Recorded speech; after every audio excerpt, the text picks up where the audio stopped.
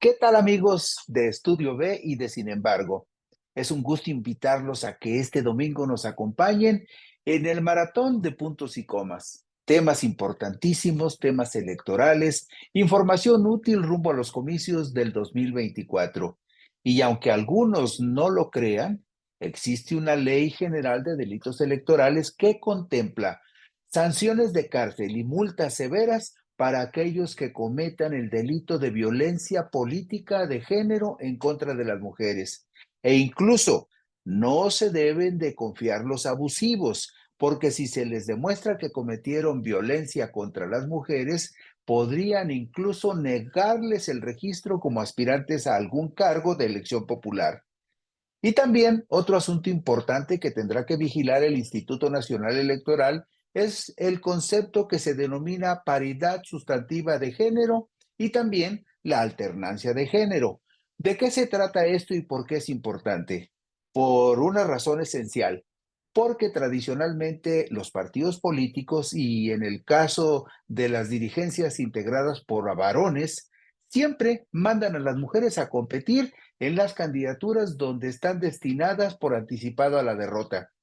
La paridad sustantiva, como lo establece tanto el Tribunal Electoral como el Instituto Nacional Electoral, tiene que ver con esa posibilidad de que las mujeres sean postuladas a cargos de elección popular en municipios, en diputaciones e incluso en la disputa de gubernaturas donde sus partidos verdaderamente puedan ganar. Y eso tendrá que vigilarlo el Instituto Nacional Electoral, avalado por el Tribunal Electoral. Además, usted ya sabe que este jueves terminaron las precampañas presidenciales y la candidata de la coalición que encabeza Morena, Claudia Sheinbaum, mantuvo una ventaja consistente de por lo menos 30 puntos sobre Xóchitl Gálvez, la precandidata de la derecha y de la oligarquía. Entre noviembre y diciembre y lo que llevamos de enero, la ventaja de Claudia Sheinbaum siempre fue amplia de por lo menos 30 puntos. Y un anuncio importante, y escúchenlo por favor con atención porque no va a haber otra oportunidad. Si usted cumplió 18 años o si está por cumplir 18 años a más tardar el 2 de junio, si conoce a algún muchacho que vaya a cumplir 18 años a más tardar el 2 de junio y quiera tener su credencial de elector, avísele que este lunes 22 de enero se vence el plazo para que los nuevos ciudadanos, los que cumplirán 18 años a más tardar el 2 de junio, hagan su solicitud de su credencial de elector para votar ante el Instituto Nacional Electoral. Muchos temas importantes, muchos temas interesantes en este maratón de puntos y comas al que le invitamos a sumarse con su atención y con su interés. Muchas gracias.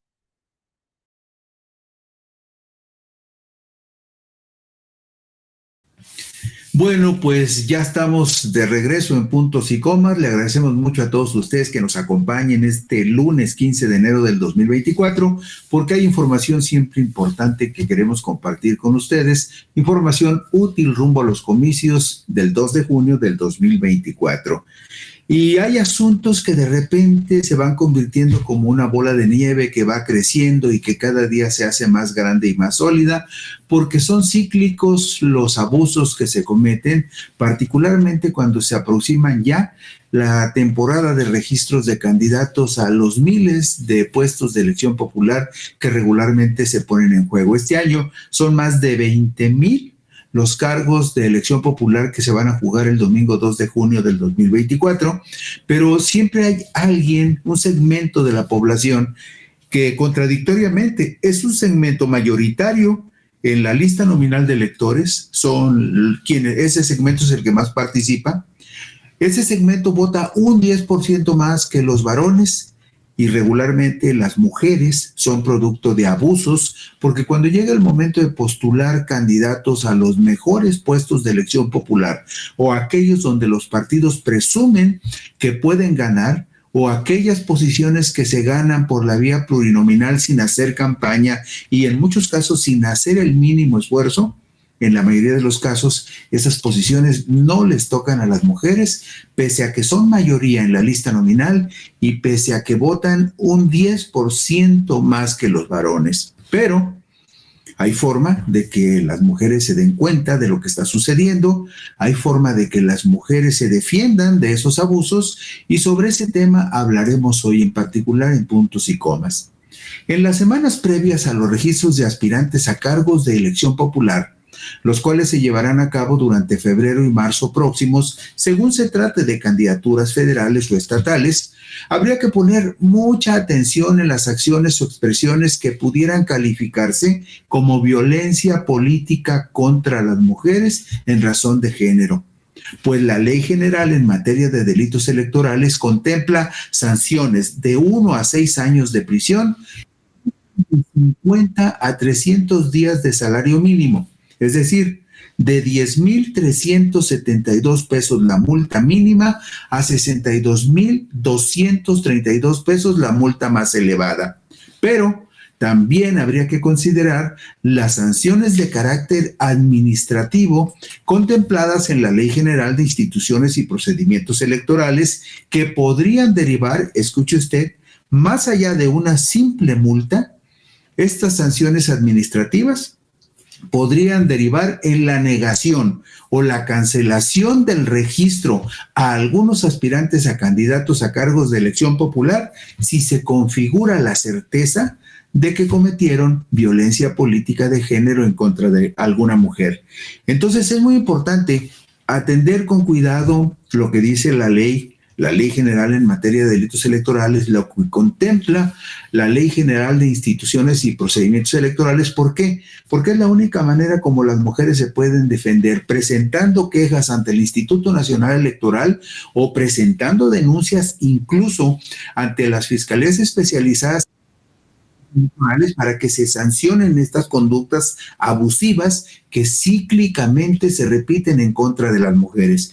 ¿Cuántas veces hemos escuchado y vamos a escuchar incluso que fulana o mengana no es digna de ser designada candidata porque no está preparada, porque no estudió lo suficiente, porque le falta carácter o simplemente porque es mujer? Y en muchos casos, nada más por ese absurdo argumento de que no, como mujer no tiene el carácter como para desempeñar un cargo determinado, por lo tanto no se le debe de postular. Cuando suceden esas cosas, las mujeres deben de presentar quejas ante la autoridad electoral, la autoridad administrativa, en este caso los institutos electorales de los estados, o tratándose de cargos federales, el Instituto Nacional Electoral. Y también, en el caso de los estados, si se configura la idea de que se cometió un delito electoral, denunciar ante la Fiscalía Especializada en el estado, y si es en el ámbito federal, denunciar ante la Fiscalía Especializada en Delitos Electorales del ámbito federal. Pero, ¿qué hay al respecto? Bueno, mire usted, el Instituto Nacional Electoral advierte que se configura una conducta de abuso, de delito, de violencia contra las mujeres, cuando la violencia se dirige a una mujer solo por ser mujer. Es decir, cuando las agresiones están especialmente orientadas en contra de las mujeres por su condición de mujer y por lo que representan en términos simbólicos bajo concepciones basadas en estereotipos. Incluso, muchas veces el acto se dirige hacia lo que implica lo femenino y a los roles que normalmente se asigna a las mujeres. También señala el INE que esta conducta puede observarse cuando la violencia tiene un impacto diferenciado en las mujeres. Esto es, cuando la acción u omisión afecta a las mujeres de forma diferente que a los hombres o cuyas consecuencias agravan ante la condición de ser mujer. O en un segundo supuesto, cuando les afecta en forma desproporcionada a las mujeres, este último elemento se hace cargo de aquellos hechos que afectan a las mujeres en mayor proporción que los hombres. Es decir, la violencia política contra las mujeres en razón de género es una práctica muy arraigada en el corazón de los partidos políticos y en todas las actividades políticas o en todas las actividades del servicio público. Bueno, pues el artículo 20 bis de la Ley General en materia de delitos electorales define que comete el delito de violencia política contra las mujeres en razón de género quien por sí o por interpósita persona actúa de la siguiente manera. 1. cualquier persona que ejerza cualquier tipo de violencia en términos de ley contra una mujer que afecte el ejercicio de sus derechos políticos y electorales o el desempeño de un cargo público. 2, que restrinja o anule el derecho al voto libre y secreto de una mujer.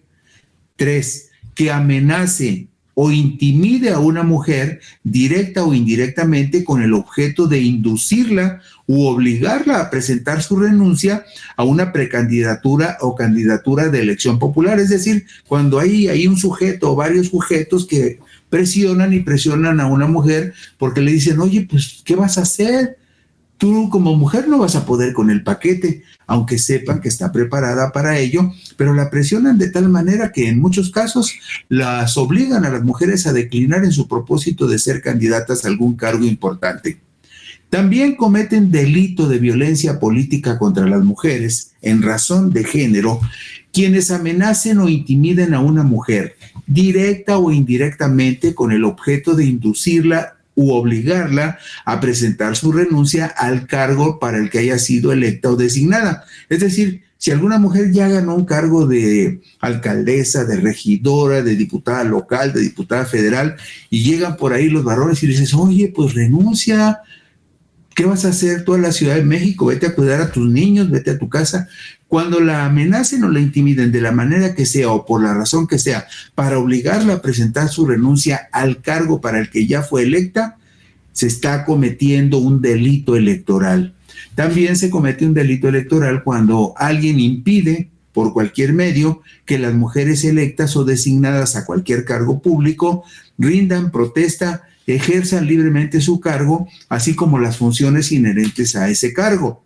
Y también cometen delito electoral quienes ejerzan cualquier tipo de violencia con la finalidad de obligar a una o varias mujeres a suscribir documentos y o avalar decisiones contrarias a su voluntad en el ejercicio de sus derechos políticos y electorales. Todas estas conductas que les acabo de referir, de acuerdo con lo que está establecido en la Ley General de Delitos Electorales, todas estas conductas pueden ser sancionadas con pena de 4 a 6 años de prisión y de 200 a 300 días de multa, es decir, a multas que irían de los 41,000 a los 62,000 pesos. Pero para que esto suceda, para que estos delitos se investiguen, debe de haber denuncias. Entonces, la primera condición para que esto suceda, para que se modifiquen esas conductas delictivas en contra de las mujeres, es que las mujeres, si se ven en una situación de esta naturaleza, tienen que denunciar para que no siga sucediendo. ¿Qué más? ¿Qué otras conductas se pueden conceptualizar como delitos electorales? Mire, agrega el artículo 20 bis de la Ley General en materia de delitos electorales que también comete el delito de violencia política contra las mujeres en razón de género quien limite o niegue a una mujer el otorgamiento, el ejercicio de recursos o prerrogativas en términos de ley para el desempeño de sus funciones, empleo, cargo, comisión o con la finalidad de limitar el ejercicio de sus derechos políticos y electorales. Eso que en ocasiones se interpreta como acoso o asedio laboral, también se puede configurar como delito electoral y se puede denunciar ante la Fiscalía. También es un delito que alguien publique o divulgue imágenes, mensajes o información privada de una mujer que no tenga relación con su vida pública, utilizando estereotipos de género que limiten o menoscaben el ejercicio de sus derechos políticos y electorales. Y también comete un delito electoral quien limite o niegue que una mujer reciba la remuneración por el desempeño de sus funciones, empleo, cargo o comisión. Todas estas últimas conductas que acabo de describir son delitos que pueden ser sancionados con penas de 2 a 4 años de prisión y multas de 100 a 200 días. Esto equivale a 20,744 pesos la mínima y a 41,488 pesos la máxima. Pueden ser sancionados si hay denuncia y se investiga. Otras variables del delito de violencia política contra las mujeres en razón de género las comete quien proporcione información incompleta o datos falsos a las autoridades administrativas u jurisdiccionales en materia electoral con la finalidad de impedir el ejercicio de los derechos políticos y electorales de las mujeres. Es decir, si alguien, algún dirigente, algún compañero de partido, algún funcionario público desvirtúa la información con respecto a una mujer que quiere ser candidata a algún cargo con el propósito de que no sea inscrita porque no cumpla requisitos, eso también es un delito electoral. Y también es un delito electoral que se impida por cualquier medio que una mujer asista a las sesiones ordinarias o extraordinarias, así como a cualquier otra actividad que implique la toma de decisiones y el ejercicio de su cargo, si tiene un cargo público. Y también es un delito electoral que alguien impida a una mujer su derecho a voz y voto en el ejercicio de su cargo. Estamos hablando de violencia política contra las mujeres en razón de género como delitos que pueden y deben ser sancionados. Finalmente, también se considera que comete el delito de violencia política contra las mujeres en razón de género quien discrimine a una mujer embarazada con la finalidad de evitar el ejercicio de sus derechos políticos y electorales, impedir o restringir su reincorporación al cargo tras hacer uso de la licencia de maternidad o de cualquier otra contemplada en la normatividad. Y también comete delito de violencia política contra las mujeres quien realice o distribuya propaganda política electoral que degrade o denigre a una mujer basándose en estereotipos de género con el objetivo de menoscabar su imagen pública o limitar sus derechos políticos y electorales. ¿Cuántos casos de esos, usted lo sabe, vemos con mucha frecuencia en muchos medios de comunicación y en declaraciones de políticos varones en contra de políticas mujeres? ¿Sí? Bueno, pues todo esto que le acabo de relatar son delitos que se pueden y se deben de sancionar. Las últimas conductas que le acabo de describir a usted pueden ser sancionadas con penas de 1 a 2 años de prisión y de 50 a 100 días de multa, que equivaldrían más o menos entre 10,000 y 20,000 pesos de multa. Pero para que esto suceda, se requiere que las mujeres denuncien cuando sean objeto de todas estas conductas. O sea, todas estas conductas que para mucha gente pueden parecer normales porque dicen, bueno, pues eso siempre sucede, los hombres siempre son así y siempre nos tratan de esa manera. No, no tiene que ser siempre así. Hay una ley general en materia de delitos electorales, hay una fiscalía especializada en delitos electorales en el ámbito federal y hay una fiscalía en materia de delitos electorales en cada uno de los 32 estados de la República y hay 32 institutos electorales estatales y está el Instituto Nacional Electoral y ante cualquiera de esas instancias, cuando una mujer sienta que ha sido objeto de un delito de violencia política, puede denunciar o puede presentar una queja de carácter administrativo para que se siga un procedimiento sancionador. Existe también un registro nacional de personas sancionadas por haber cometido violencia política en materia de género. El INE, el Instituto Nacional Electoral, cuenta con un registro nacional de personas sancionadas en materia de violencia política contra las mujeres. ¿Y para qué sirve? ¿Qué es esto? Dice el INE, es una lista de todas las personas que sean sancionadas por ejercer violencia política contra las mujeres en razón de género. ¿Para qué sirve? Dice el INE que sirve para inhibir este tipo de violencia, concretar la reforma del 2020 sobre violencia política en razón de género, facilitar la cooperación entre instituciones para la generación de información y consultar la información previa al registro de candidaturas. Si alguien aspira a ser candidato y está en esta lista de personas sancionadas, no le van a dar el registro para ser candidato. ¿Por qué? Porque eso es parte de la sanción. O sea, la sanción es a alguien que quiere ser candidato, no va a poder ser registrado porque la autoridad electoral no lo va a registrar para que compita por algún cargo. Y esta lista tiene una vigencia a partir del proceso electoral del 2020-2021 y desde el 7 de septiembre del 2020. ¿Quiénes intervienen para elaborar esta lista o en la observación de esta lista? Bueno, pues intervienen autoridades administrativas, jurisdiccionales, es decir, el Tribunal Federal o los tribunales estatales electorales y también los institutos electorales en sus ámbitos de competencia. Y hay aquí enseguida en la diapositiva 10 una descripción de cuántas personas han sido sancionadas en el actual proceso federal, en el proceso federal electoral 2023-2024, y describe que hasta el momento, en la última actualización en enero, en el proceso actual han sido sancionadas 33 personas, entre ellos 4 funcionarios públicos, 2 periodistas, 3 regidores, 3 diputados locales ya han sido sancionados también por violencia política de género, y 2 tesoreros municipales, un síndico, en fin, 33 personas han sido sancionadas con alguna amonestación, con alguna multa, y además han sido incluidos en esta lista que les impedirá ser postulados candidatos a algún cargo. Y ya nada más para terminar, también existe sanciones de carácter administrativo. Más o menos las mismas conductas que le acabo de describir son las que están contempladas en la Ley General de Instituciones y Procedimientos Electorales como sanciones que pueden ser de alguna manera castigadas por la vía administrativa. ¿Y cuáles son las sanciones que contempla la Ley General de Instituciones y Procedimientos Electorales? Mire, hay una que seguramente le va a doler a muchos. Dice, el artículo 449 de la Ley General de Instituciones y Procedimientos Electorales considera infracciones de violencia política contra las mujeres en razón de género, menoscabar, limitar o impedir el ejercicio de derechos políticos electorales de las mujeres.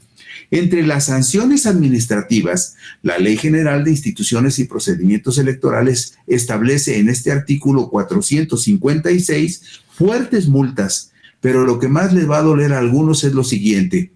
También se considera la posible pérdida del derecho de un precandidato infractor a ser registrado como candidato, o en su caso, si ya estuviera hecho el registro y se comprueba que cometió violencia política contra las mujeres en materia de género, le pueden cancelar el registro de candidato. Hasta eso puede suceder si se presenta una queja o una denuncia de manera oportuna.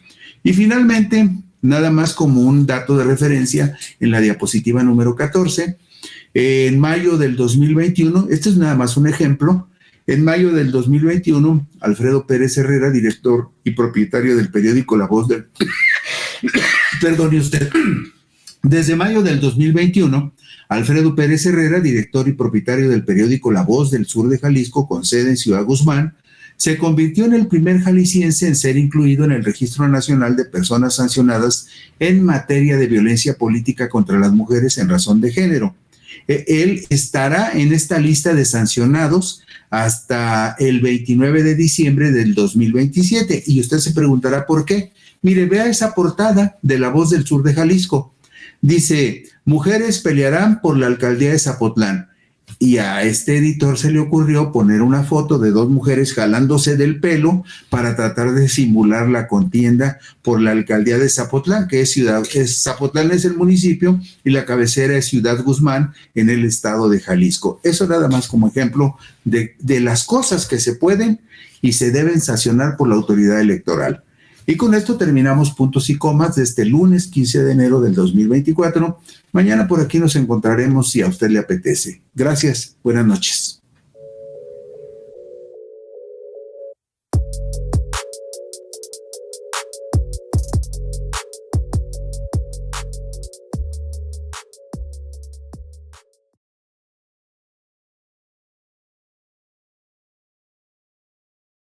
¿Qué tal, amigos de Puntos y Comas? Nos da mucho gusto que nos acompañen en este segmento de información útil rumbo a los comicios del domingo 2 de junio del 2024.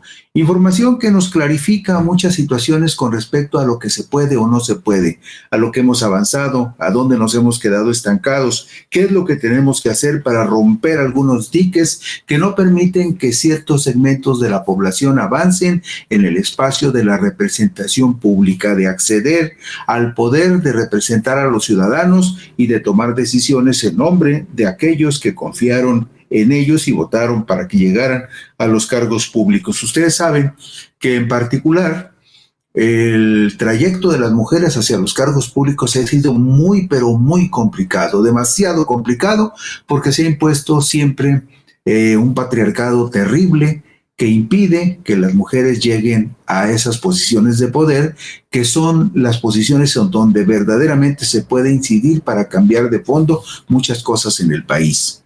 Ayer hablábamos, por supuesto, de los delitos electorales por razones de género, de que existe una ley general de delitos electorales en donde se definen con mucha claridad los delitos que se cometen y que están conceptualizados como delitos por violencia de género en contra de las mujeres. Pero hoy vamos a comentar con ustedes dos temas que son fundamentales, que por cuestiones de violencia de género pueden negarse candidaturas y anularse elecciones.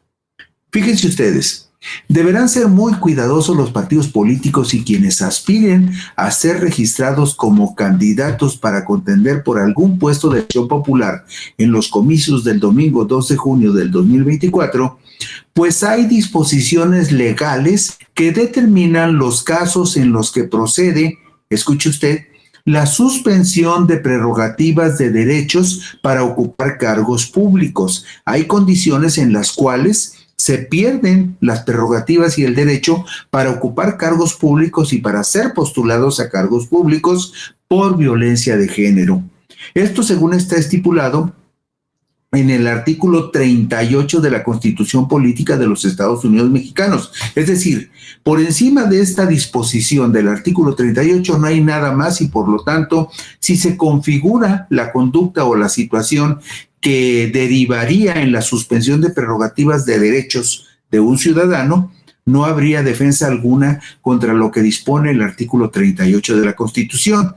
Además, los partidos políticos y sus candidatos no deberían perder de vista que existen dos precedentes jurídicos históricos sobre sentencias dictadas por la Sala Superior del Tribunal Electoral del Poder Judicial de la Federación que anularon elecciones municipales, una en el municipio de Iliatenco, de Guerrero, y otra en el municipio de Atlautla, en el Estado de México, en los dos casos por violencia política de género contra mujeres y en los dos casos comicios que se celebraron de manera ordinaria el 6 de junio del 2021. Es decir, más inmediatos que tenemos y que vamos a compartir con ustedes, sobre todo para que las mujeres se den cuenta de que si hay instrumentos que pueden hacer valer, tanto en los momentos previos a la postulación como candidatas, cuando pueden ser objeto de acoso, de delitos electorales en su perjuicio, pero también cómo se pueden aplicar ciertas disposiciones para evitar que se cometan abusos en contra de ellas cuando ya son candidatas a un cargo de elección popular. Fíjese usted, vamos a la diapositiva número 2 que habla justamente sobre la suspensión de prerrogativas de derechos para ocupar cargo por violencia de género. Es muy específico este enunciado. El artículo 38, como lo estamos viendo en pantalla, el artículo 38, fracción séptima de la Constitución Política de los Estados Unidos Mexicanos, la ley máxima del país, establece que los derechos o prerrogativas de los ciudadanos se suspenden en algunos de los siguientes supuestos. Y el que nos interesa a nosotros en particular es el que corresponde a la fracción número 7, que dice lo siguiente: se suspenden los derechos o prerrogativas de los ciudadanos por tener sentencia firme por la comisión intencional de delitos contra la vida y la integridad corporal, por haber atentado contra la libertad y la seguridad sexual, el normal desarrollo psicosexual, por violencia familiar equiparada o doméstica, por violación a la intimidad sexual, por violación política contra las mujeres en razón de género, en cualquiera de sus modalidades y tipos. Esto está en la Constitución, o sea, esto no es un invento, esto no es un supuesto. Esta es una disposición muy específica que está en la Constitución y que probablemente algunas personas que nos están escuchando y viendo no importa si son varones o mujeres, podrían en algún momento conocer algunos casos donde se configuran con claridad algunas de estas conductas que, de acuerdo con la Constitución, podrían ser causales para la suspensión de prerrogativas de derechos para ocupar un cargo público o para ser postulado candidato a un cargo público por violencia de género. Usted lo puede checar, artículo 38 de la Constitución, fracción séptima, y ahí tiene con claridad todas estas causales. Por tener sentencia firme por la comisión intencional de delitos contra la vida y la integridad corporal, contra la libertad y seguridad sexuales, el normal desarrollo psicosexual, por violencia familiar equiparada o doméstica, violación a la intimidad sexual, por violencia política contra las mujeres en razón de género, en cualquiera de sus modalidades y tipos. En los supuestos de esta fracción, la persona no podrá ser registrada como candidata para cualquier cargo de elección popular, ni ser nombrada para empleo, cargo o comisión en el servicio público. Así que, señores, señoritas, señoras, niñas, analizados de que esto está en la Constitución, de que es una disposición muy concreta y específica y que se puede aplicar siempre y cuando haya una persona que denuncie este tipo de situaciones para que se aplique el criterio de suspender a alguien que ande muy entusiasmado con la idea de que va a ser candidato a algún cargo de elección popular, o que ande por ahí muy pegadito a algún candidato pensando que en cuanto ese candidato gane, pues le va a dar un huesito en la administración pública. Si se dan algunas de estas causales que están en la fracción séptima del artículo 38, no puede ser candidata la persona, ni tampoco puede ser invitado a ocupar un cargo en el servicio público.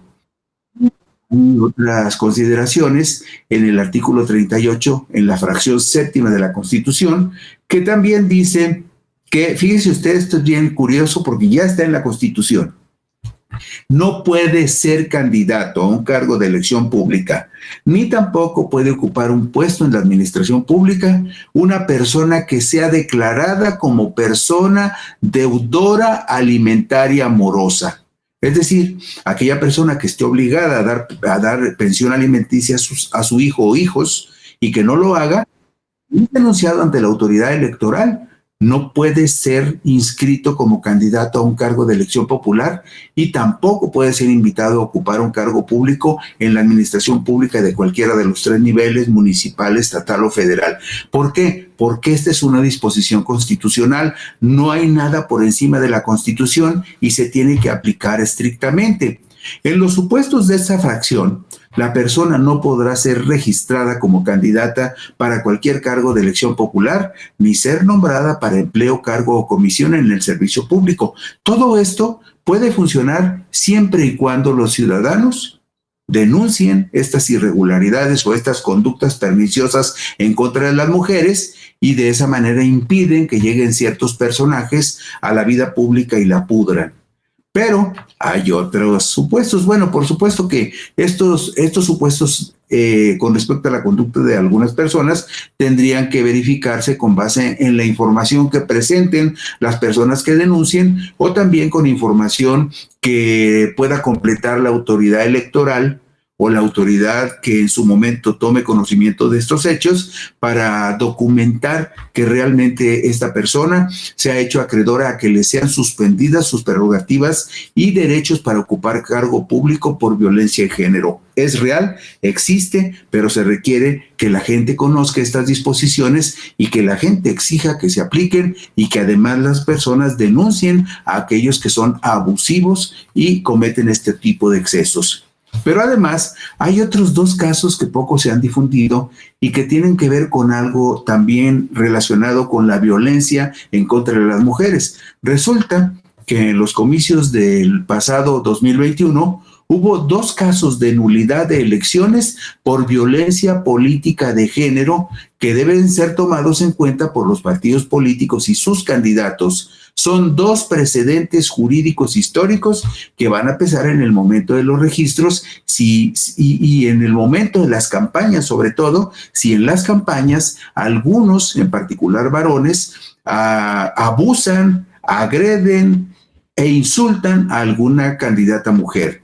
Pues bien, fíjense ustedes, en la sesión pública celebrada el 29 de septiembre del 2021, la magistrada Mónica Aralí Soto Fregoso, que ustedes ven en pantalla y que además en este momento ya es presidenta de la Sala Superior del Tribunal Electoral del Poder Judicial de la Federación, pues bien, la magistrada Mónica Aralí Soto Fregoso, ponente del asunto e integrante del Pleno de la Sala Superior del Tribunal Electoral del Poder Judicial de la Federación, emitió una sentencia histórica al confirmar la anulación de las elecciones en el municipio de Iliatenco, en el estado de Guerrero, donde se acreditó violencia política de género contra una candidata a presidenta municipal. Fue el primer caso en la historia de México de que se anuló una elección por violencia política de género en contra de una mujer candidata a una presidencia municipal. Originalmente el triunfo en Iliatenco le fue acreditado por una diferencia mínima de 26 votos a Eric Sandro Leal Cantú del Partido del Trabajo y se consideró perdedora a la candidata indígena postulada por Movimiento Ciudadano, Ruperta Nicolás Hilario. La elección fue impugnada por Movimiento Ciudadano y llegó hasta la Sala Superior del Tribunal Electoral, que consideró graves los actos de violencia contra Ruperta Nicolás Hilario, en particular la pinta de bardas y colocación de mantas en diversos lugares del municipio durante la campaña electoral, con frases de rechazo a la candidata y a la presencia de las mujeres en la vida política. Pusieron barbaridades como estas: fuera Ruperta, es tiempo de hombres, ninguna vieja más al poder, las mujeres no saben gobernar, las viejas no sirven, así como pinta sobre la imagen de la cara de la candidata de lo que aparentemente eran barbas y bigotes. O sea, todo esto le hicieron a esta candidata de Movimiento Ciudadano, Ruperta Nicolás Hilario, en la campaña para la presidencia municipal en este municipio del estado del estado de Guerrero que se llama Iliatenco.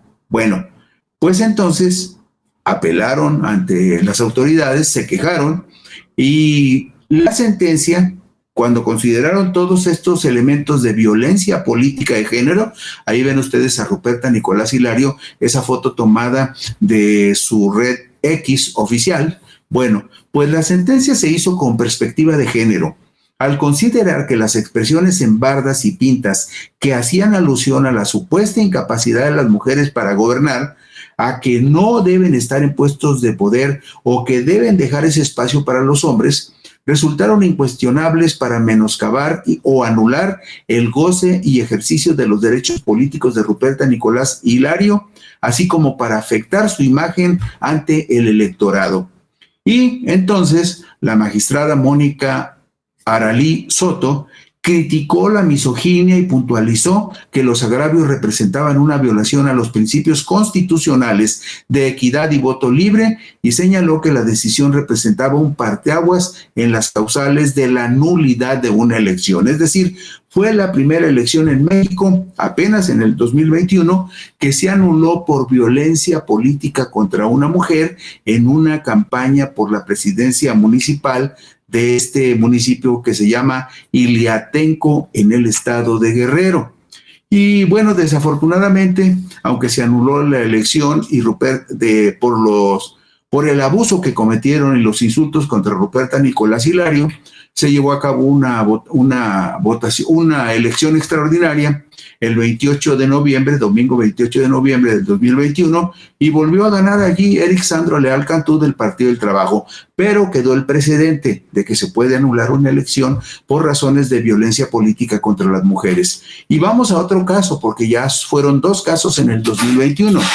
El 29 de diciembre del 2021, al resolver un recurso de reconsideración, la magistrada ponente, también la misma magistrada, Mónica Aralí Soto Fregoso, tuvo el respaldo de la Sala Superior del Tribunal Electoral del Poder Judicial de la Federación para ratificar la anulación de los comicios en el municipio de Atlauta, en el Estado de México, por violencia de género en contra de Carmen Carreño, la candidata del PRI a la presidencia municipal.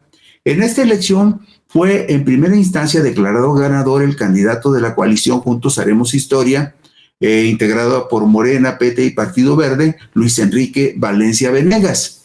Sin embargo, el resultado electoral fue impugnado por el PRI y por su candidata María del Carmen Carreño, que ustedes están viendo también en pantalla de esta foto tomada de su portal de la red X oficial. El resultado electoral fue impugnado por el PRI y su candidata. El 16 de diciembre del 2021, la Sala Regional del Tribunal Electoral del Poder Judicial de la Federación, con sede en Toluca, revocó la sentencia del Tribunal Local y en plenitud de jurisdicción decretó la nulidad de la elección en el Ayuntamiento de Atlauta, en el Estado de México. Para anular la elección, se tomó en consideración la pinta de 6 bardas con propaganda electoral con calificativos denostativos, agresivos y muy groseros en contra de Carmen Carreño, que no vamos a reproducir aquí porque sería como causarle un agravio adicional, pero le dijeron un montón de groserías y de insultos a María del Carmen Carreño. En la resolución de la Sala Superior del Tribunal Electoral, que ratifica la sentencia de la Sala Regional de Toluca, se señala lo siguiente: esta Sala Superior tiene el deber de contrarrestar los discursos que menoscaben la igualdad de género que debe permear en el ámbito político electoral, cuando de conformidad con las circunstancias de discriminación estructural que hayan imperado en nuestra sociedad, ese tipo de ideas arraigadas en la sociedad resultan anacrónicas y arcaicas, que devienen en discriminación y generan que se pierdan las aportaciones de más de la mitad de la población integrada por mujeres. Y agrega la magistrada ponente Mónica Aralí Soto Fregoso: hacer efectivo el derecho de igualdad entre hombres y mujeres, tanto formal como sustancial, además de contextualizar el uso del lenguaje con perspectiva de género, implica considerar eliminar el sexismo en cualquier mensaje con la finalidad de cumplir con 2 objetivos: visibilizar a las mujeres y la diversidad social y equilibrar las asimetrías de género. Desafortunadamente, en este caso también, el domingo 15 de mayo del 2022 hubo comicios extraordinarios en el municipio de Atlautla, que ganó el perredista Raúl Navarro Rivera. ¿Pero qué concluimos? Concluimos algo muy concreto.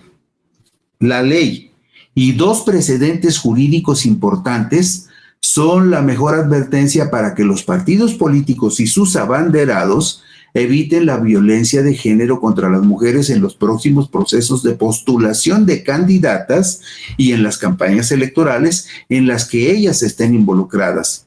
Si la ley se aplica, podría haber sanciones severas para los abusivos, los groseros y los violentos. Y con esto terminamos hoy Puntos y Comas. Mañana por aquí nos encontraremos si usted lo desea. Gracias, buenas noches y descansen.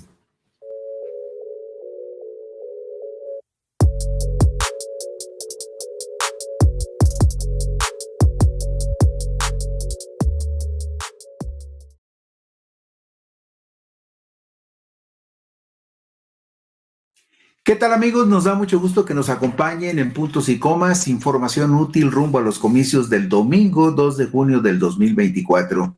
Estamos en este periodo que se llama intercampañas porque hasta la segunda quincena de febrero y la primera de marzo se van a llevar a cabo los registros de candidatos a diferentes cargos de elección popular, tanto federales como estatales.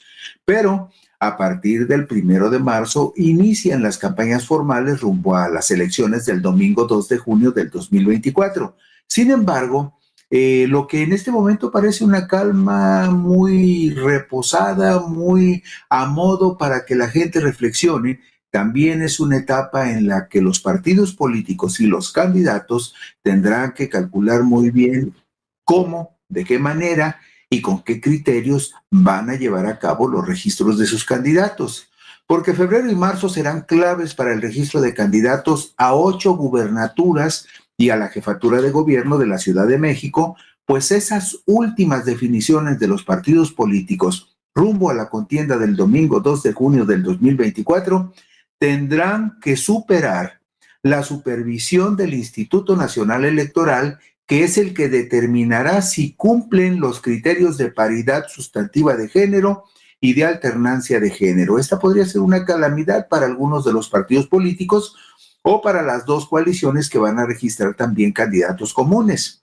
Será la autoridad electoral la que determinará si deben aceptarse los registros que presenten las dos coaliciones electorales, sigamos haciendo historia, integrada por Morena, Partido del Trabajo y Partido Verde, y la alianza Fuerza y Corazón por México, que forman PAN, PRI y PRD. Además, también tendrá que valorarse en su momento si son válidos los registros de los candidatos de Movimiento Ciudadano, que competirá de manera independiente frente a estas dos fuertes alianzas político-electorales.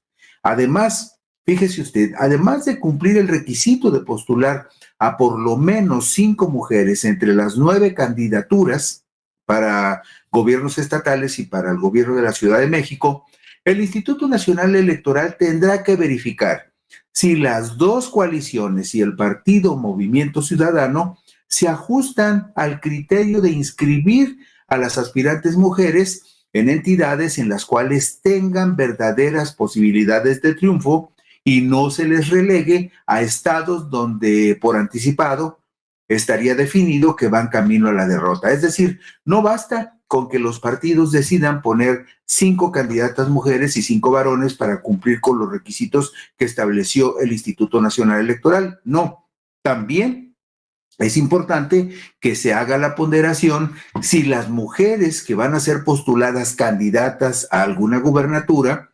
verdaderamente están siendo postuladas e inscritas en entidades donde tengan alguna oportunidad de ganar, porque puede suceder que pongan a las 5 mujeres, incluso hasta 6 mujeres de candidatas, pero que a los varones los pongan en los estados donde tengan más posibilidades de éxito.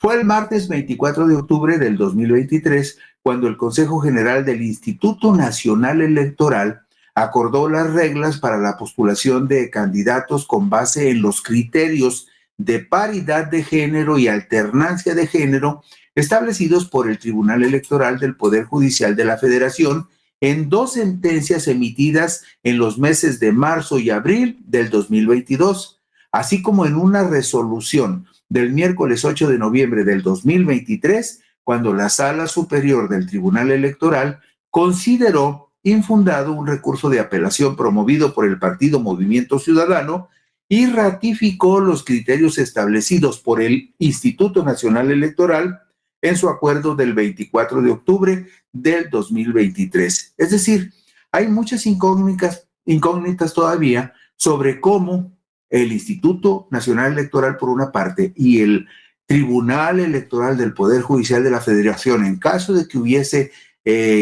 apelaciones ante el tribunal, van a decidir con respecto a la decisión que los partidos tomarán entre febrero y marzo cuando registren a sus candidatos a 8 gubernaturas y a la jefatura de gobierno de la Ciudad de México.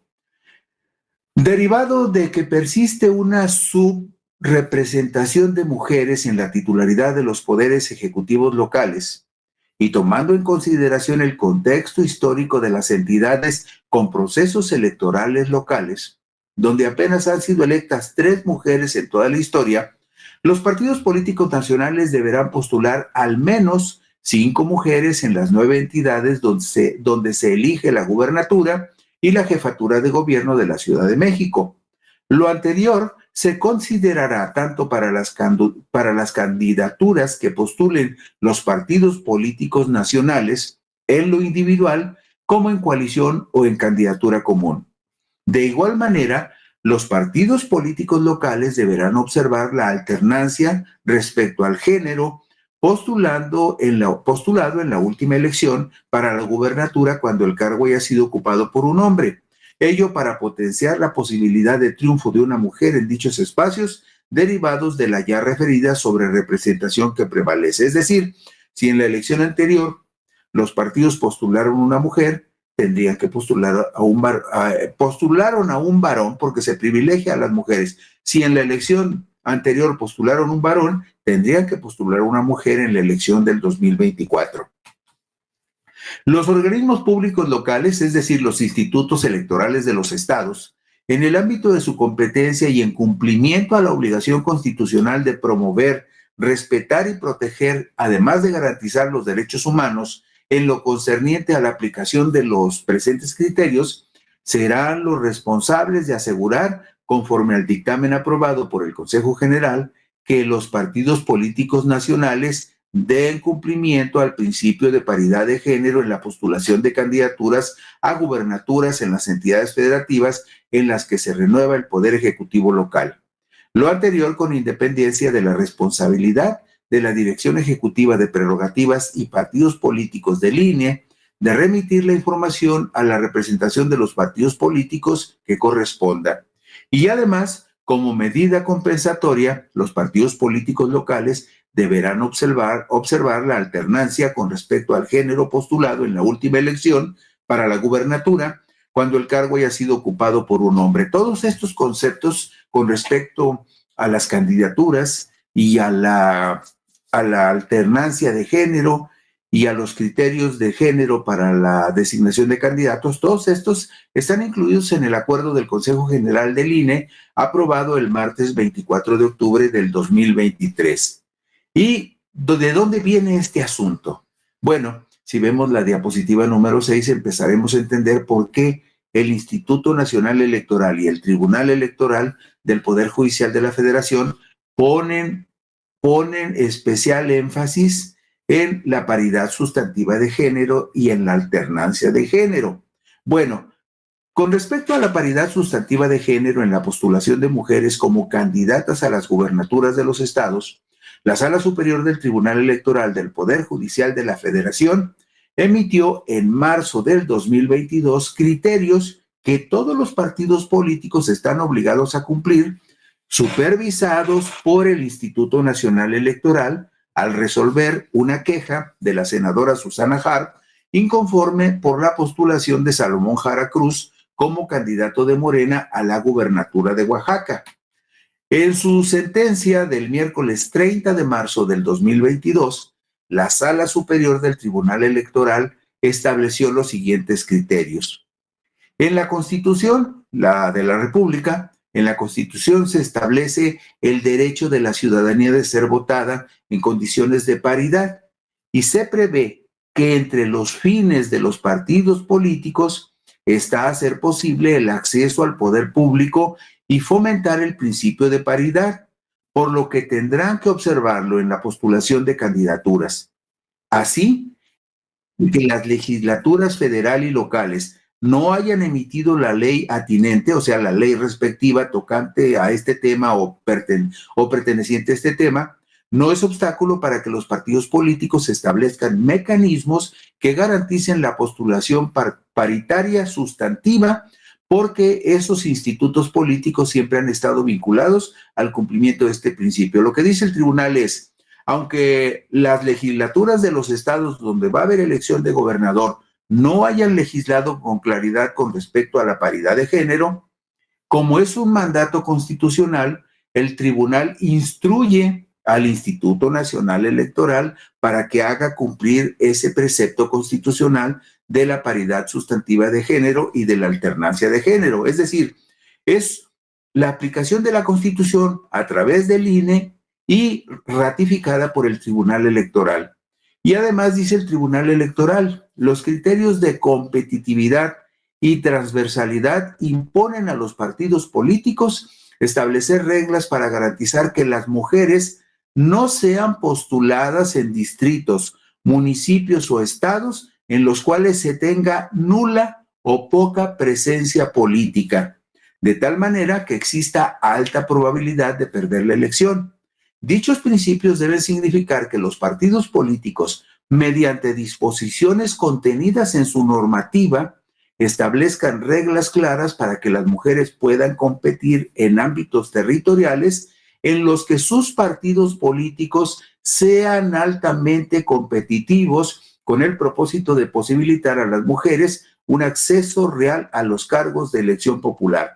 Estamos hablando de criterios del tribunal expresados en una sentencia del 30 de marzo del 2022, es decir, criterios que de acuerdo con la interpretación que hace el máximo tribunal electoral tendrían que acatar los partidos políticos. Y todos ustedes, quienes están de aquel lado, saben muy bien que los partidos políticos no respetan en lo general estos criterios, preferirían que no existieran porque ellos prefieren ningunear a las mujeres poner a los varones en las mejores candidaturas, en las que tienen más posibilidades de éxito, y relegar a las mujeres a las candidaturas donde están prácticamente destinadas a perder.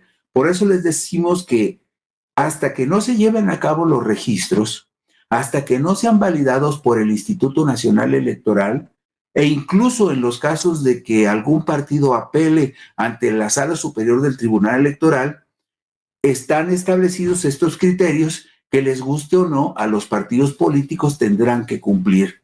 Todos estos criterios sobre la paridad sustantiva de género fueron reiterados por la Sala Superior del Tribunal Electoral en otra sentencia emitida el viernes 22 de abril del 2022, al resolver un juicio para la protección de los derechos políticos promovido por Maki Esther Ortiz. Esto lo vemos en la diapositiva 9. Maki Esther Ortiz es expresidenta municipal de Reynosa, quien impugnó la postulación de Américo Villarreal Anaya como candidato de Morena a la gubernatura del estado de Tamaulipas.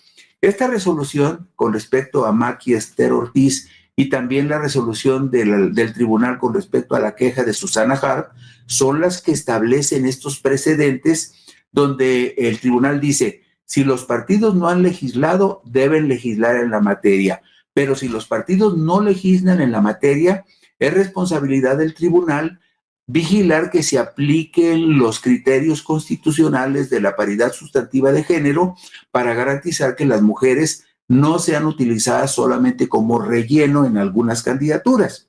Y entonces por eso establece estos precedentes, y por eso cuando el Instituto Nacional Electoral dice los partidos políticos deben de postular 5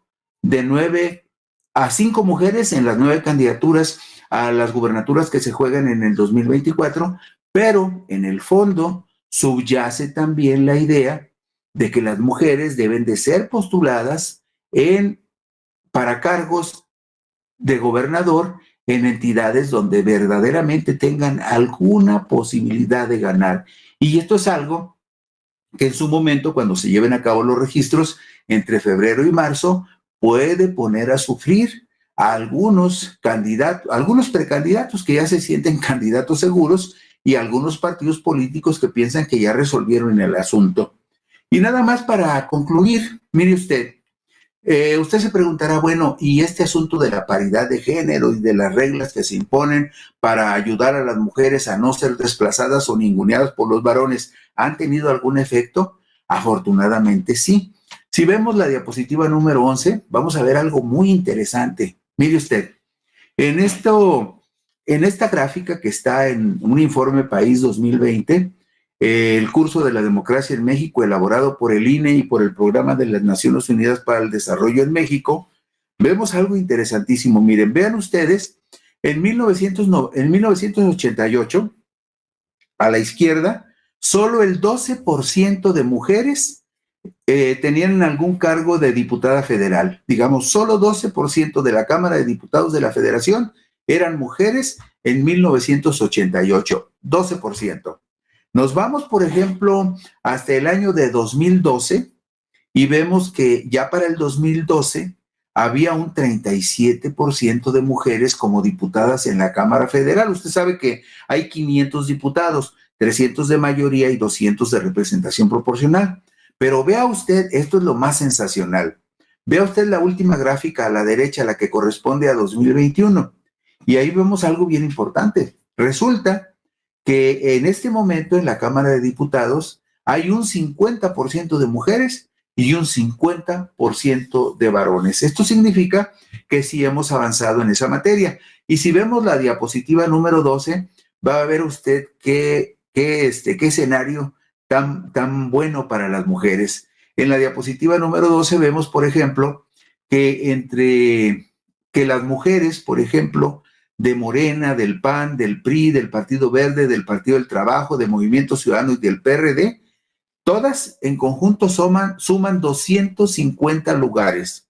Y sus compañeros varones de los mismos partidos, 7 partidos, suman 250 lugares en la Cámara de Diputados. Es decir, están empatadísimos 250 contra 250 hombres y mujeres en este momento en la Cámara de Diputados de la Federación. Podría suceder que ahora con el asunto de las candidaturas y del chapulineo, se muevan estos números, porque va a haber diputados que se van a cambiar de partido buscando que otro partido les abrigue y les dé una mejor oportunidad para el futuro. Pero en este momento hay 250 mujeres diputadas federales y 250 hombres diputados federales. Y si nos vamos a la gráfica del Senado de la República, que es la número 14, ustedes van a notar también algo muy interesante. En el periodo 2000-2006, los senadores duran 6 años, de 2000 a 2006, había solamente un 15.63% de mujeres. Y en este periodo actual de 2018 a 2024, hay un 49.22% de mujeres en la Cámara de Senadores, casi empatadas con los varones, lo cual significa que estas medidas que se han establecido en la ley para apoyar y proteger a las mujeres de los abusos de los varones, estamos hablando en la política particularmente, aunque no excluye que esto suceda en todos los ámbitos de la vida social, familiar, cultural y de trabajo, casi están empatadas las mujeres y los varones en la representación en el Senado. Y si nos vamos a la diapositiva número 16, para no quedarnos con esa tentación, vean ustedes este dato. En este estudio, Informe País 2020, se hace el compendio de todos los diputados locales que hay en los 32 congresos de los estados de la República. Bueno, pues en ese consenso de los 32 congresos de la República, en el 2014, un 26% de los diputados locales eran mujeres. Pero vea usted, en el 2021, aunque usted no lo crea, en este momento, en los congresos estatales, en la suma de los congresos estatales, el 54% son mujeres contra el 46% de los varones. Y esto se explica porque, por ejemplo, si nos vamos a la diapositiva 17, vamos a ver que, por ejemplo, en Coahuila, el 60% de los diputados son mujeres. Pero si nos vamos a Oaxaca, vemos también que el 60% de los diputados son mujeres en la diapositiva 18. Pero la sorpresa es que en la diapositiva número 19 vemos que en Jalisco el 64% de los diputados del Congreso local son mujeres y en Michoacán el 63% son mujeres. Esto significa que sí se ha avanzado muchísimo y que vale la pena que se establezcan normas y reglas que protejan los derechos de las mujeres para que ellas también puedan llegar a cargos de representación popular. Y lo más importante, que estos criterios ya están establecidos por el Tribunal Electoral, los tiene que aplicar y vigilar el Instituto Nacional Electoral, y entre febrero y marzo veremos qué partidos van a estar sufriendo por no cumplir con las normas de paridad sustantiva de género y de alternancia de género. Y con esto concluimos hoy Puntos y Comas. Gracias por su gentileza. Mañana por aquí nos encontraremos.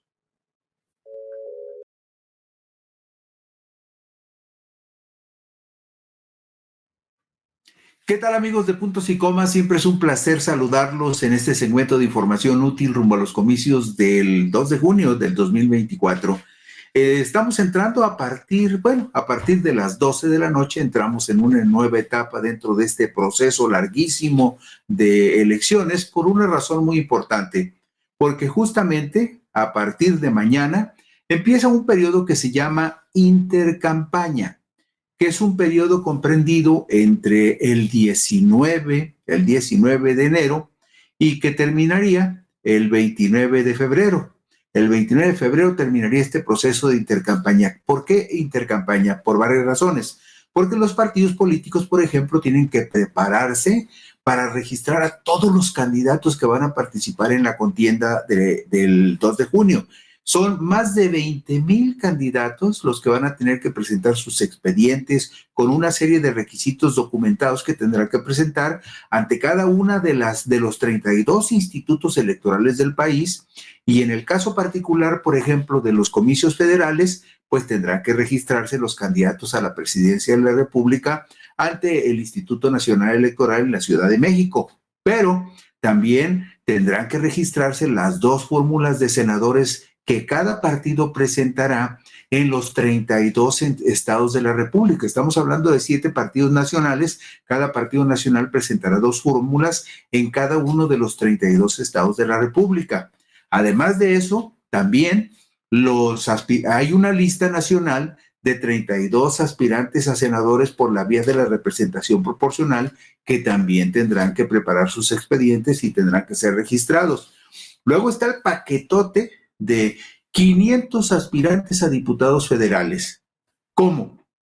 Bueno, hay 300 distritos electorales donde se compite por mayoría y todos esos candidatos tendrán que ser registrados. Es decir, cada uno de los partidos tendrá que proponer un candidato. Hay 2 coaliciones, ya lo sabemos, la coalición de Morena, PT y Partido Verde y la coalición de PAN, PRI, PRD, y por en medio el Partido Movimiento Ciudadano. Entonces estamos hablando de por lo menos tres candidatos de diferentes partidos que tendrían que competir en cada uno de los 300 distritos de mayoría del país, y además cada partido tendría que presentar una lista de 40 candidatos que son los que entrarían en las listas de las 5 circunscripciones electorales donde se reparten 40 diputados de representación proporcional.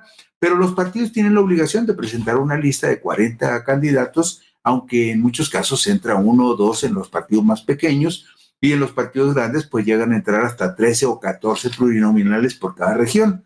Bueno, este periodo de intercampaña es justamente para que las autoridades electorales federales y estatales se preparen para ese cúmulo, para esa avalancha de documentos que van a tener que recibir, y todo esto sucederá a partir de a partir de febrero. Entre febrero y marzo se dan estos registros. Entonces, para que la autoridad electoral tenga un espacio de reposo y pueda inscribir a los aspirantes a candidatos, pues tiene que tener tiempo. Por lo tanto, este periodo intercampaña empieza justamente el 19 de enero y termina el 20. Ese es el plazo que hay que cuidar. Pero también hay otro dato importante que usted seguramente ya sabe y que lo vamos a retomar Sin embargo, en todos los espacios informativos. Hoy, 18 de enero del 2024, terminan las precampañas de los precandidatos a la presidencia de la República. Hasta este momento hay 3 ya definidos, y lo relevante en este caso es que Claudia Sheinbaum Pardo, la candidata de la coalición Sigamos Haciendo Historia, prácticamente no perdió la delantera con los mismos márgenes que estaba en noviembre, diciembre y enero. Hoy, por ejemplo, hay 2 formas de medir esta ventaja de Claudia Sheinbaum. Por un lado, una encuesta que se publica hoy mismo, y por otro lado, la ponderación de las encuestas que se publicaron entre diciembre y la primera que se publicó ahora en enero, ponderadas como promedio por una plataforma agregadora de encuestas que se llama, en este caso, estamos hablando, perdón, hay un procedimiento en una plataforma agregadora de encuestas que se llama Oráculos, que hace un promedio de las principales encuestas que se publican, y con base en eso dice más o menos cuál es la ventaja que puede tener un candidato. Aquí lo notable es lo siguiente, que en la encuesta que hoy se publica y que vamos a ver enseguida, hay 30 puntos de ventaja para Claudia Sheinbaum, pero en la ponderación que hace Oráculos también de las últimas encuestas publicadas en diciembre y la primera que se publica en enero, la ponderación también supera los 30 puntos. Es decir, hay 2 fuentes que coinciden en un asunto que es fundamental y que nos dice que Claudia Sheinbaum Pardo cierra este proceso de precampañas con una ventaja de por lo menos 30 puntos porcentuales de ventaja sobre la precandidata de la coalición Fuerza y Corazón por México, la senadora panista Xóchitl Gálvez Ruiz. Ustedes están viendo en este momento la encuesta que publicó la consultora de las Heras de Motecnia. Ustedes ven ahí que la medición refleja que Claudia Sheinbaum tendría en este momento un 63% de la votación, y que Xóchitl Gálvez en este caso tendría el 33%. Ahí hay una diferencia concreta de 30 puntos de distancia entre Claudia Sheinbaum y Xóchitl Gálvez. Así cierran esta etapa de precampañas. Y por allá muy lejano, el el neoprecandidato de Movimiento Ciudadano, Jorge Álvarez Maínez, quien marca un 4% en esta encuesta de Las Heras. De Las Heras ha sido un ejercicio que no había hecho anteriormente y que no han hecho otras consultoras, de anticipar una posible participación del 45%. No hay base para suponer que vaya a ser así. En este caso, con todo respeto para De Las Heras, el promedio de votación en las últimas 5 elecciones presidenciales ha estado por encima del 63-64%. Entonces, no es descabellado suponer que en la próxima elección la participación sea muy por encima de ese 45% que calcula De Las Heras y que probablemente va a estar por ahí del 63-64%.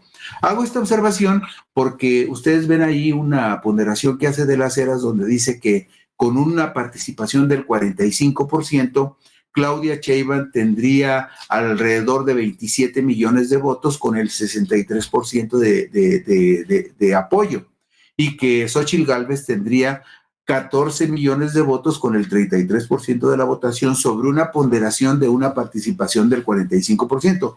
No creo que vaya a ser así. Creo más bien que la participación en los comicios presidenciales próximos va a estar por encima del 60%, y que probablemente Claudia Sheinbaum no saque 27 millones, saque entre 33 y 34 millones de votos, incluso superando los 30 millones que obtuvo López Obrador en los comicios del 2018, por 2 razones muy concretas. No voy a abundar demasiado, en otra ocasión lo veremos con más detalle, pero nada más les doy un dato.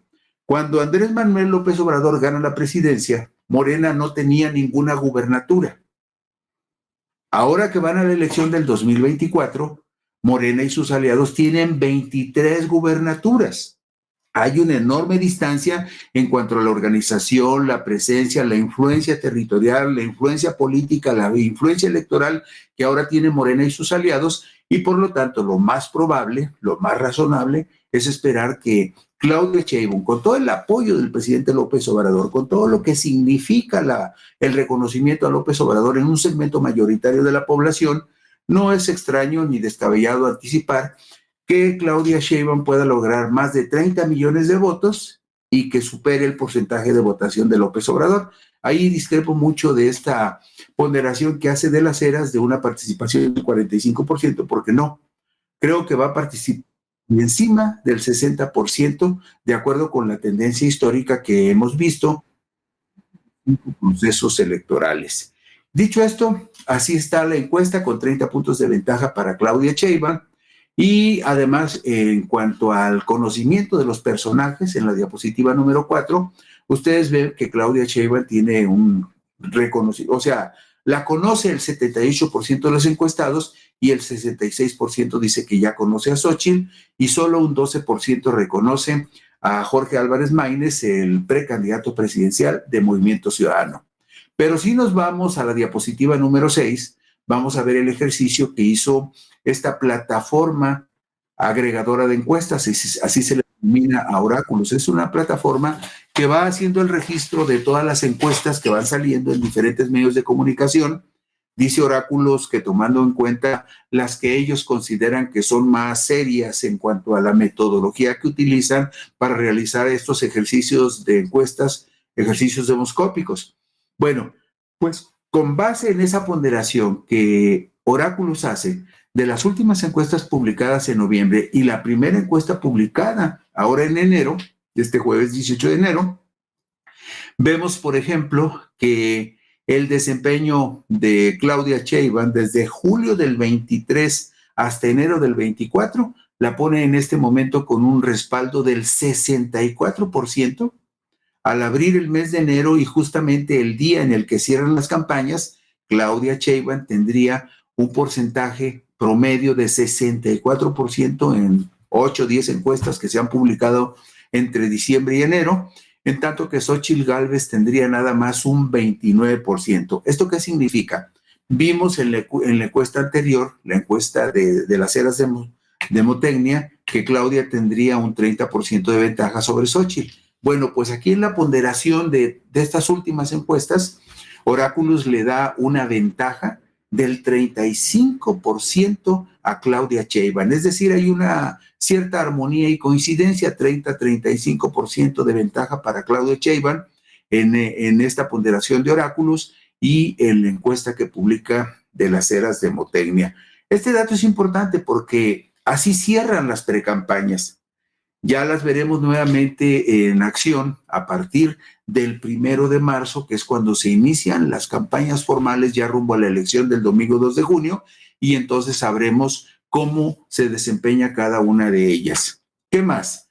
Bueno, pues a partir de mañana, 19 de enero, se inicia el periodo denominado intercampaña, que terminará el jueves 29 de febrero del 2024. Un espacio para que los partidos políticos de cara a la jornada electoral del próximo 2 de junio resuelvan posibles diferencias sobre la selección interna de los candidatos a los diferentes cargos de elección popular, en tanto que el Instituto Nacional Electoral tendrá tiempo para revisar el cumplimiento de requisitos en las solicitudes del registro de los postulantes. Ustedes ven la diapositiva número 7, ahí tenemos a la izquierda los cargos: presidente de la República, Senado de la República, Cámara de Diputados. Todos esos candidatos tendrán que registrarse entre el 15 y el 22 de febrero del 2024 y las campañas para esos cargos empezarían el 1 de marzo y terminarían el 29 de mayo.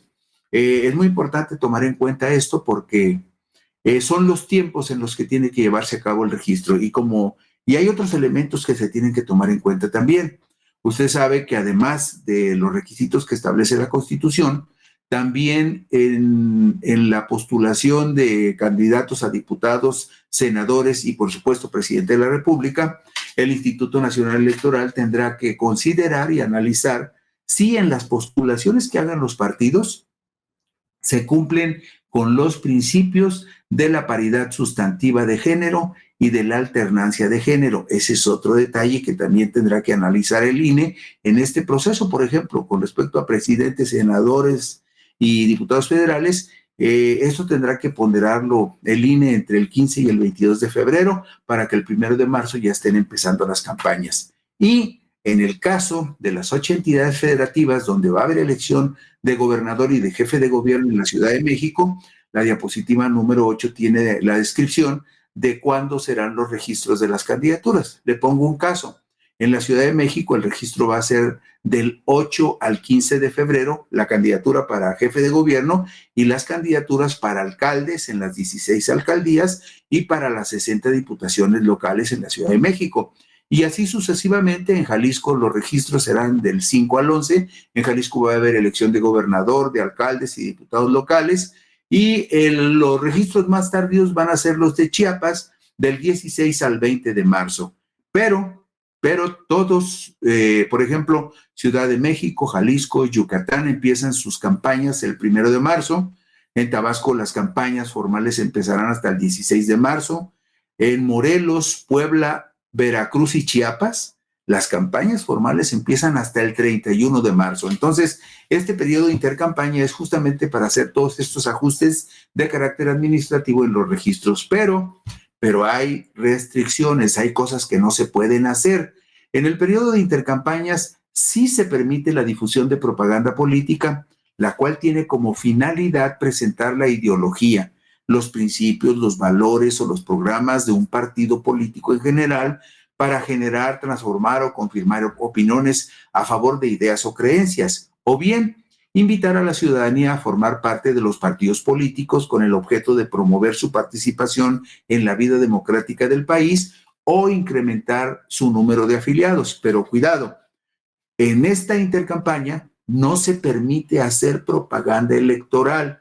No se permite que se pida el voto para tal o cual partido o para tal o cual candidato. En eso habrá de tener mucho cuidado el Instituto Nacional Electoral.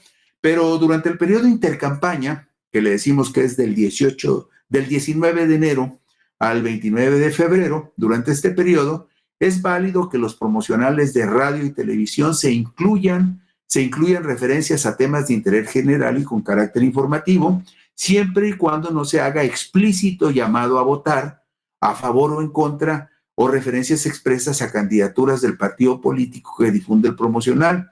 La alusión genérica al cambio o continuidad de una política pública no supone una afectación grave o irreparable al principio de equidad en la contienda, en tanto no sea un llamamiento al voto. ¿Por qué puse la foto de López Obrador allí? Porque este periodo de intercampañas, en tanto el presidente no pide el voto para alguien, puede seguir realizando sus mañaneras sin ningún contratiempo. Y fíjense lo que dijo el INE ayer. El INE dijo ayer que la alusión genérica al cambio o la continuidad de una política pública no supone una afectación grave o irreparable al principio de equidad. Es decir, no va a estar tan amarrado el presidente de tal forma que no pueda hablar de la continuación de su proyecto o de el cambio de su proyecto. Entonces, podrá hablar de muchas cosas y la mañanera no tendría por qué interrumpirse en este periodo de intercampaña. Y hay disposiciones que de alguna manera contemplan o prevén la posibilidad de que hubiese actos anticipados de campaña durante la intercampaña. Para que eso pueda suceder y se clasifique como tal, tendría que haber un elemento personal que lo realicen los partidos políticos, así como sus militantes, aspirantes o precandidatos o candidatos. Por ejemplo, el evento al que está convocando la derecha en días próximos, donde hablan de salir a defender la democracia, si en algún momento se comprueba que algún partido político esté detrás de la organización o esté participando en la organización de ese evento, muy probablemente pudieran ser sancionados. Hay un elemento temporal que se toma también en cuenta con respecto a las campañas anticipadas durante la intercampaña, que acontezcan antes, durante o después del procedimiento interno de selección de candidatos y previamente al registro constitucional de candidatos. Y un elemento subjetivo, que tengan el propósito fundamental de presentar la plataforma de un partido o coalición o promover una candidatura para obtener el sufragio de la ciudadanía en la jornada electoral. Todo esto se anticipa y ya nada más para concluir les mostraría la diapositiva número 12. En esta diapositiva número 12 podemos ver que va a haber spots de radio y televisión. Los partidos van a tener spots de radio y televisión. Por ejemplo, el PAN va a tener 414,000 de radio y 253,000 de televisión. Todos los partidos van a tener la misma cantidad de spots en esta intercampaña del 19 de enero al 29 de febrero. Y el asunto con estos spots es que no pueden bajo ninguna circunstancia hacer campaña en favor o en contra de algún partido y mucho menos insinuar siquiera que se deba votar en contra o a favor de algún partido. Va a haber en total, fíjese usted qué cantidad tan impresionante, se van a difundir 12,150,684 spots de los 7 partidos políticos que tienen registro y de las autoridades electorales federales y estatales. Pero tendrán que ser muy cuidadosos. No se puede hacer ninguna mención o alusión a candidatos o a convocar al voto. Y bueno, de esta manera concluimos hoy puntos y comas con esta información sobre la intercampaña y la conclusión de las precampañas presidenciales. Mañana por aquí nos encontraremos si a ustedes les apetece. Buenas noches, descansen y gracias.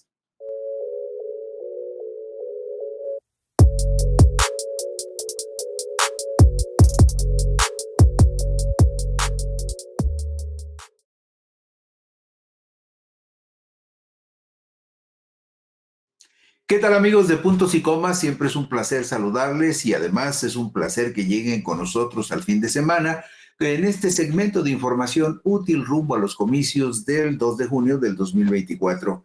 Hoy particularmente queremos hacer énfasis en algo que es esencial. Solo 3 días les quedan de plazo a los muchachos que cumplieron o cumplirán 18 años de edad entre el 1 de septiembre del 2023 y el 2 de junio del 2024, pues el próximo lunes 22 de enero se cerrará el registro para los nuevos ciudadanos que tengan interés por participar en los comicios del domingo 2 de junio del 2024. El asunto es muy simple. Si usted conoce a algún muchacho que haya cumplido años entre el 1 de septiembre o que los vaya, del 1 de septiembre para acá, o que los vaya a cumplir a más tardar el domingo 2 de junio del 2024, ese muchacho es ya prácticamente un ciudadano hecho y derecho y tendría que ir al INE a solicitar su credencial de elector si quiere participar en las elecciones del domingo 2 de junio. Entonces, si tiene un hijo, sobrino, primo, ahijado, amigo o un amigo de un amigo, avíseles que el lunes se termina el plazo, pero que no lo dejen para el lunes, que si pueden ir mañana a hacer su solicitud de credencial, vayan, o vayan incluso el domingo que van a estar abiertas los módulos de atención a los ciudadanos. ¿Por qué? Porque el lunes termina el plazo para que los jóvenes que cumplieron o están por cumplir 18 años puedan solicitar su credencial de elector. Y otra cosa que también es importante, el próximo lunes se vencerá el plazo para que tramiten nueva credencial quienes deban notificar cambio de domicilio, corrección de datos o reemplazo de la credencial por fecha de terminación, porque haya terminado su vigencia y necesiten renovarla. Y ahí están viendo ustedes en pantalla las fechas fatales para cada uno de estos plazos. Es muy importante que no pierda de vista cuándo se cumplen estos plazos, porque el Instituto Nacional Electoral informó que para recibir a los solicitantes de nuevas credenciales de elector, escuche bien, habrá 855 módulos de atención ciudadana en todo el país. Además, con motivo de la organización del proceso electoral federal, el trámite para solicitar o reponer credenciales de elector podrá realizarse en horarios ampliados, de lunes a viernes, de 8 a 20 horas, y de 9 de la mañana a las 4 de la tarde los sábados y los domingos. Repito, los horarios para este fin de semana son el sábado y el domingo de 9 de la mañana a 4 de la tarde, y el lunes, el lunes, que es el último plazo, es a partir de las 8 de la mañana y hasta las 8 de la noche, hasta las 20 horas. Y con base en los plazos que están en este momento en pantalla, si tienes 17 años y cumples 18 entre el 1 de septiembre del 2023 y el 2 de junio del 24, este lunes se vence el plazo para solicitar credencial de elector.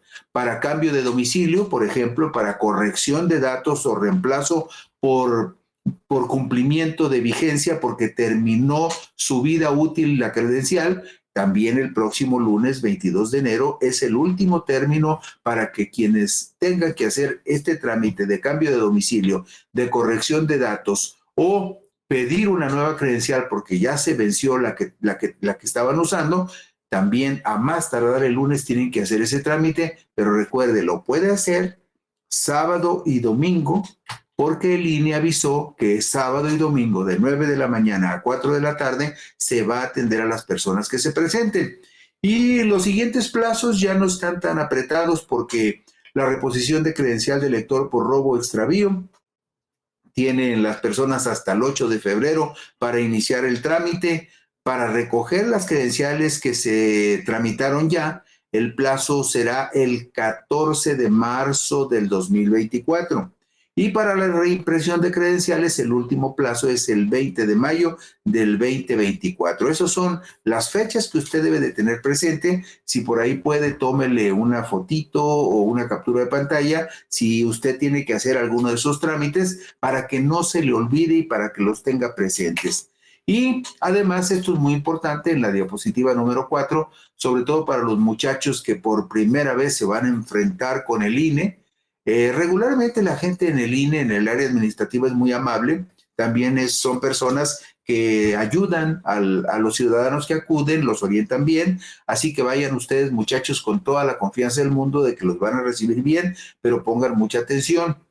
Todos los jovencitos que quieran darse de alta por primera vez y que por primera vez vayan a solicitar su credencial de elector mañana sábado, el domingo o a más tardar el lunes, tendrán que presentar un documento de nacionalidad, es decir, el acta de nacimiento, si son mexicanos por nacimiento, o la carta de naturalización si son ciudadanos nacidos en otro país, pero que ya se naturalizaron mexicanos, que decidieron ser mexicanos o que sus padres decidieron que iban a ser mexicanos porque van a vivir aquí toda su vida. Entonces, el acta de nacimiento, la carta de naturalización en caso de no haber nacido en el país, son dos documentos básicos que se necesitan para tramitar la credencial de lector.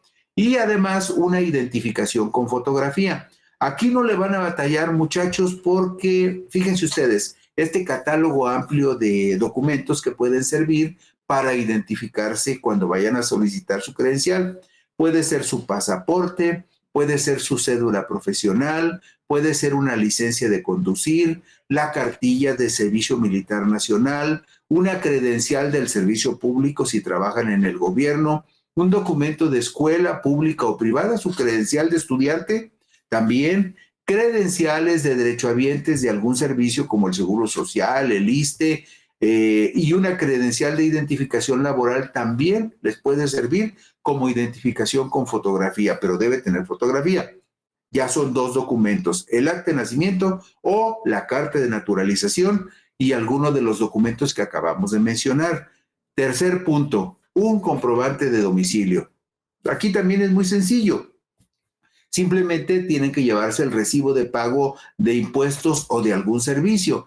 ¿Cuáles son los más comunes? Bueno, pues el servicio de teléfono, el recibo del teléfono, el recibo de los servicios de cable, el recibo de un servicio de internet, el recibo del pago del agua. Cualquier recibo donde venga su nombre o el nombre de su papá o de su mamá o de alguien que viva en la casa, pero que sea del domicilio donde ustedes viven, lo deben llevar como comprobante de domicilio.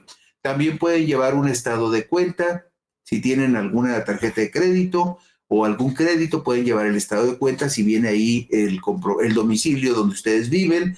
También el contrato de arrendamiento reciente de la casa donde viven, si están rentando, les sirve como comprobante de domicilio. Y lo mismo una copia certificada de las escrituras si no tienen otro documento que llevar.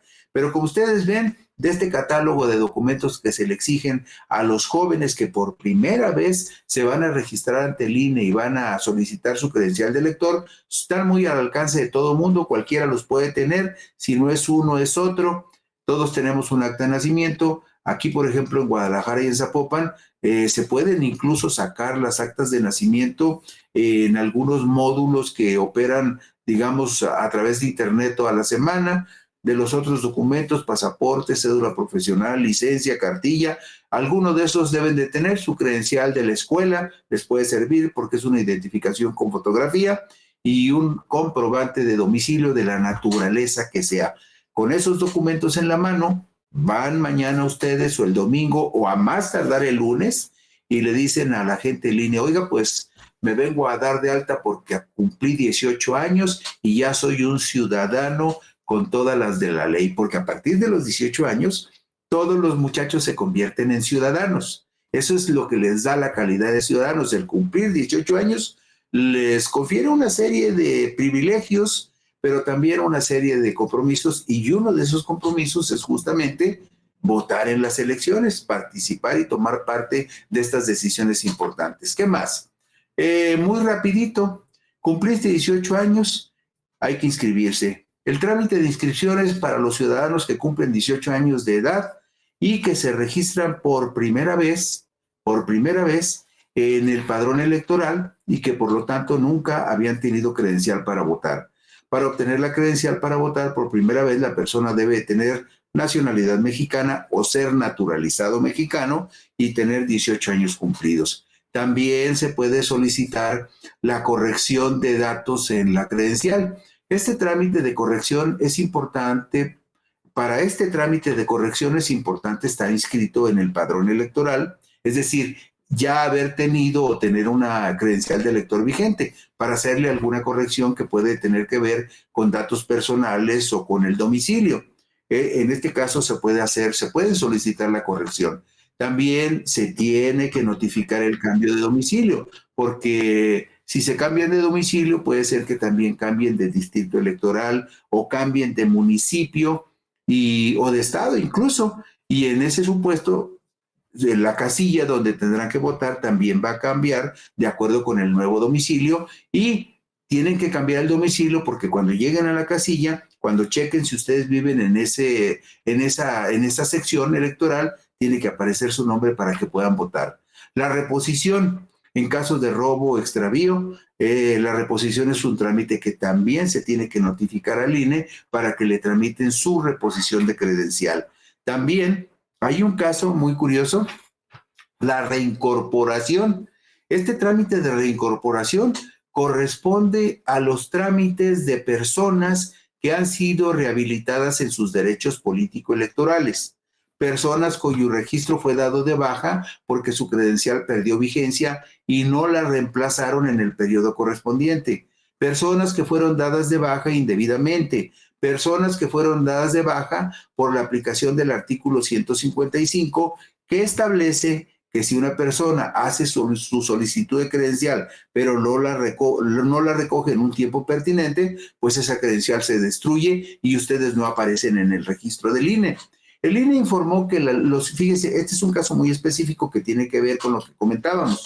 El INE informó que las ciudadanas y ciudadanos que tramitaron su credencial para votar durante 2022, en cualquier momento del 2022, y que todavía no la recogen, abusados, tienen hasta el 1 de marzo del 2024 para reclamarla. Si no la reclaman, las personas que hicieron trámites para la credencial de elector en el 2022 y no la van a reclamar a más tardar el 1 de marzo del 2024, esa credencial el INE la va a destruir y ustedes no podrán votar el domingo 2 de junio del 2024.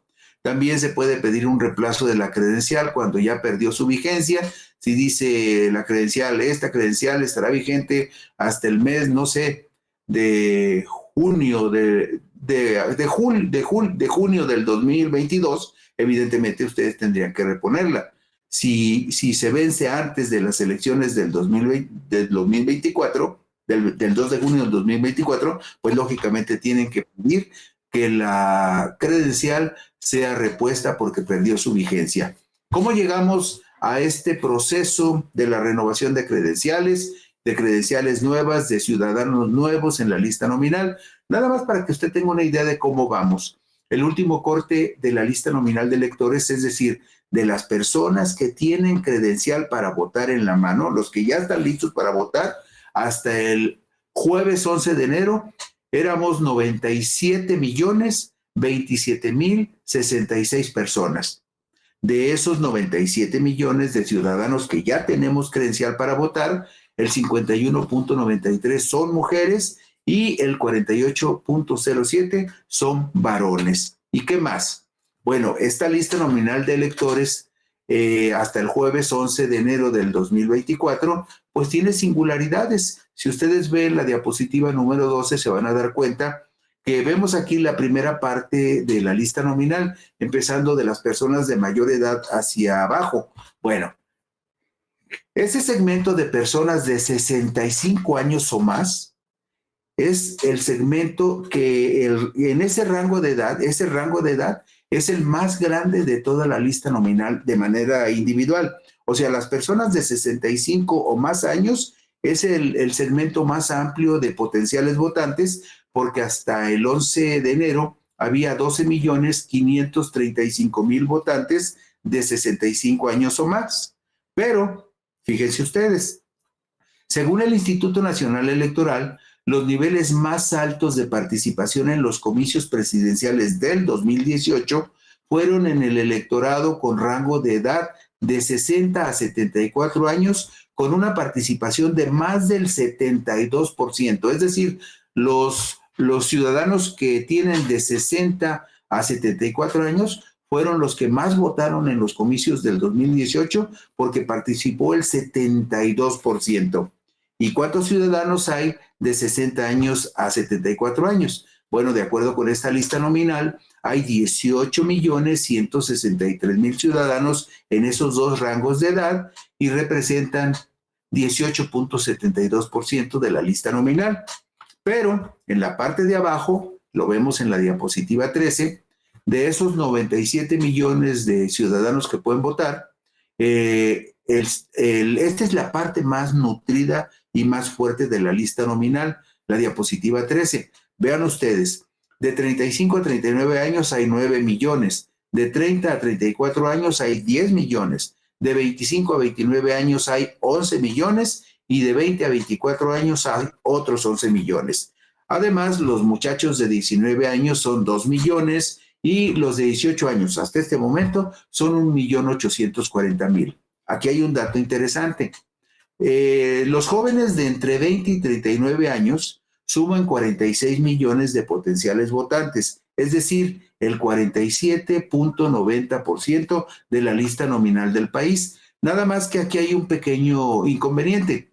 Este segmento de jóvenes es el que menos vota en los comicios, es el que tiene más baja participación y aunque forma el segmento más amplio, es el que menos vota. Hay otro dato que es muy interesante.